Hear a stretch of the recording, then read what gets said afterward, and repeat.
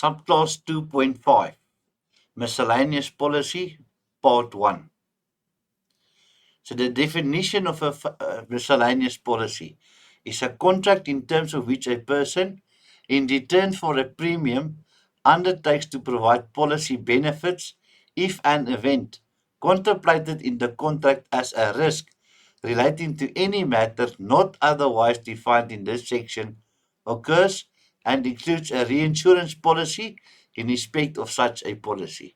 So once again, you can see it's a contract, all right, in terms of which a person or the insurers,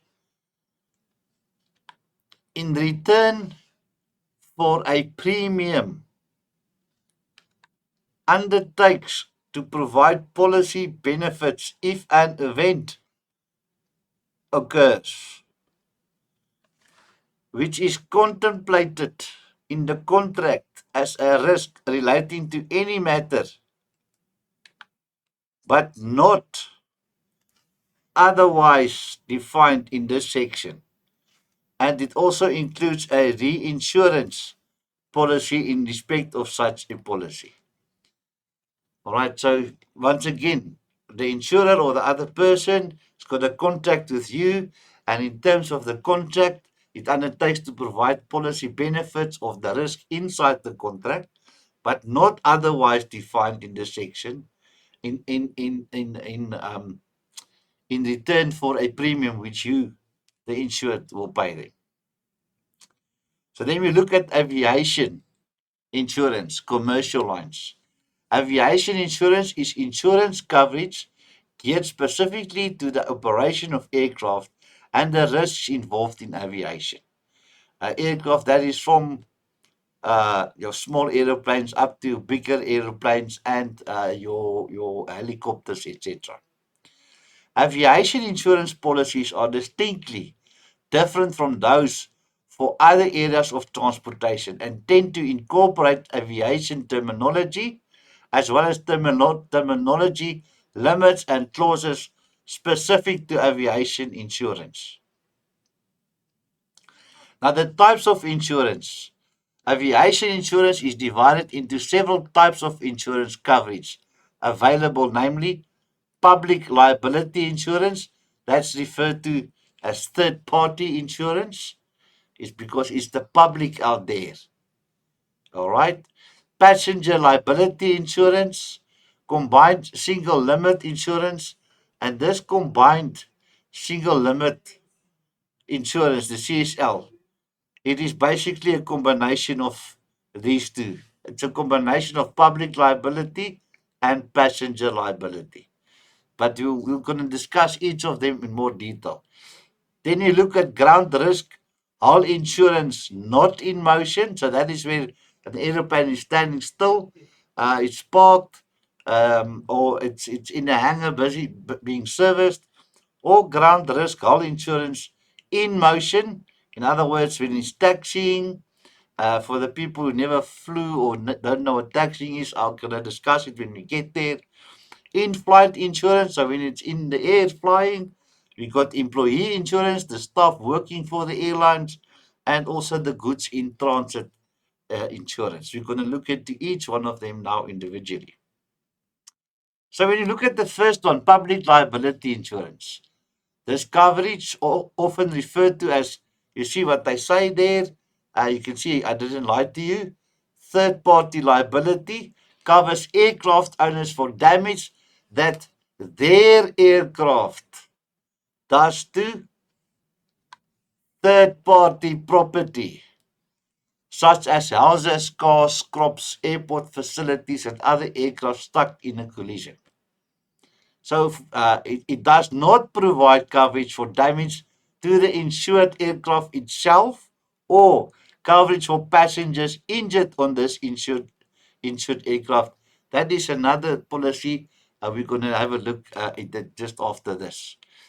So I am flying my little 5-seater aeroplane because I won the lotto and I bought myself a one motored aeroplane, and me and my 4 friends are flying, and then suddenly my motor dies. So I look below, and I see there's a nice crop field below me and I'm going to do an emergency landing.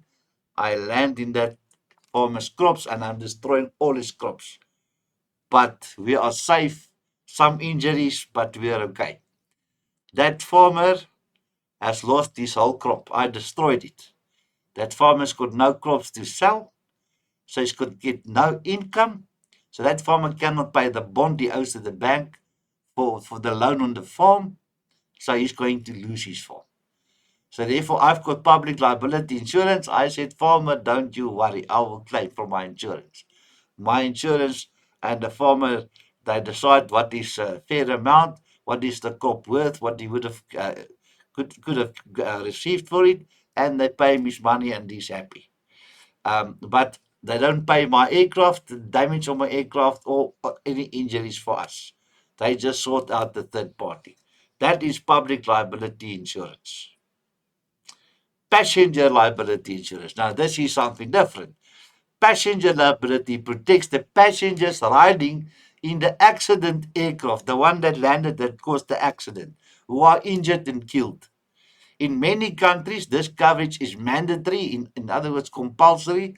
They must have it only for commercial or large aircraft. Other countries, it's not mandatory. They can decide whether or not they want it. Coverage is often sold on a per seat basis, um, with a specific limit for each passenger seat. So let's take an example. Let's say this passenger liability insurance is 100,000 rand, and that aircraft takes 400 people. 400 people, like the big Boeings. Oh, the big Boeings take 400 people. Sorry for that. So what I do is I take 100,000 rand, I divide it by 400 people on the aeroplane, and that will give me 200 rand per seat. 250 rand per seat. So for each ticket I sell, I must add 250 rand because the insurance is covered per seat basis.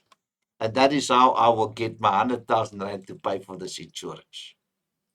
And normally that is how they do it on the bigger airplanes. Combined single premium, CSL. Remember I said it's a combination. CSL coverage combines that public liability for landing in the crops, or that third party, and passenger liability coverage. So it's a combination of the two into a single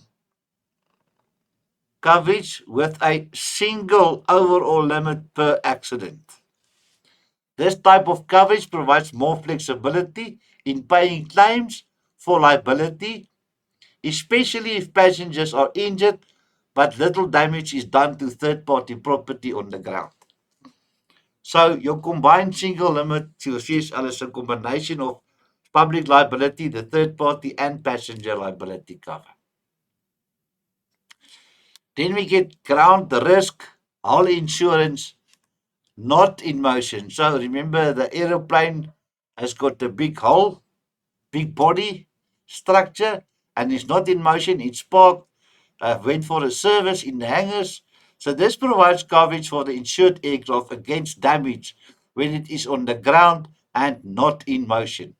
This would provide protection for an aircraft for such events as fire, theft, vandalism, flood, mudslides, animal damage, wind or hailstorm, hangar collapse, or for uninsured vehicles or aircraft striking the aircraft. So that aeroplane might be inside the hangar where they need to service it, and then this big, um, you name it, floods or mudslides, and they destroy the hangar, and the whole hangar collapse on top of your brand spanky new beautiful airplane, and now your airplane is destroyed. Well, I hope you've got ground risk car insurance because then they will pay out for the damages. Then we get ground risk hull insurance in motion, in motion, and taxiing. Now, taxiing, for those of you who've never flown, flown. An aircraft is parked at the airport. So everybody gets in the aircraft, and then when it's ready, it will reverse, and then it will drive to the runway, and that's what they call taxiing. When the airplane is driving, not flying, driving from the airport to the runway. All right, but so the coverage is similar to ground risk hull insurance, not in motion, but provides coverage while the aircraft is taxiing, but not while taking off or landing. So it will cover it when it's taxiing. So sometimes what do happen is they will reverse and turn around, and then the pilot didn't properly look, and his wing touches another one's wing, and then there's damage. They both break the wings. Now that airplane cannot fly, so it will park, but there's damage, and somebody needs to pay for that damage.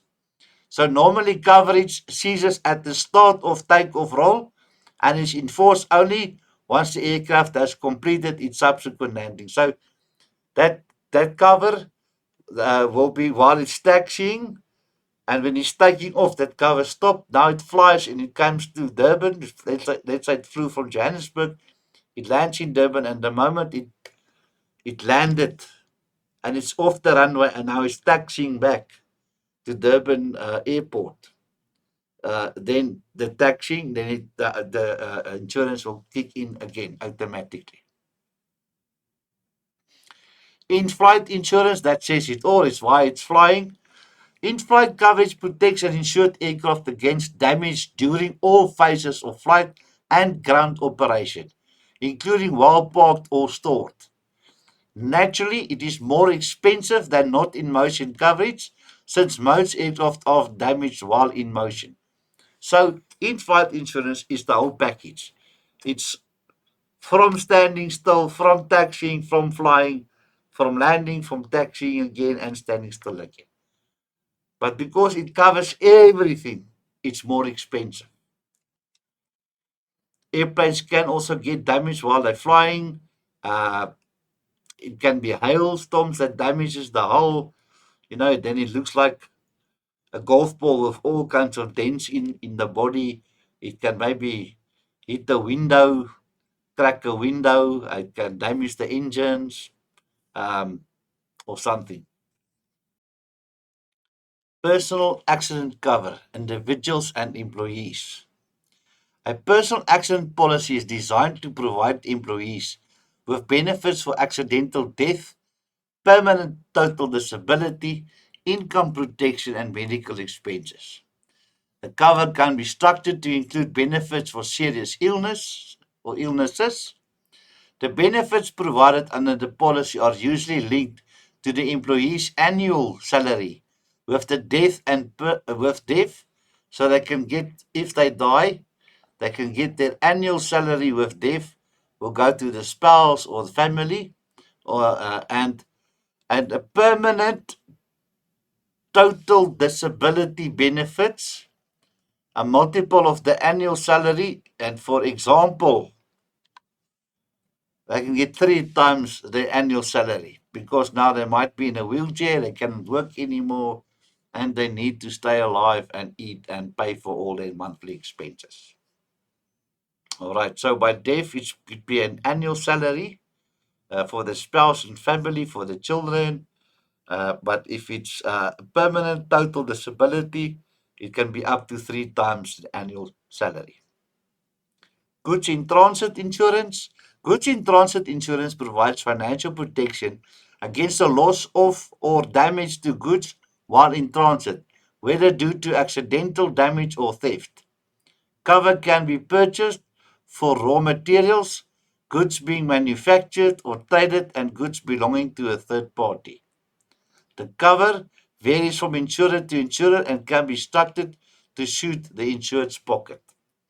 So they put things on an aeroplane that they sold to somebody else in another province of the country or in another country, and they must make sure that if that aeroplane doesn't make it, then at least they will be insured for the loss of those goods. Regulation driving demand for goods in transit cover.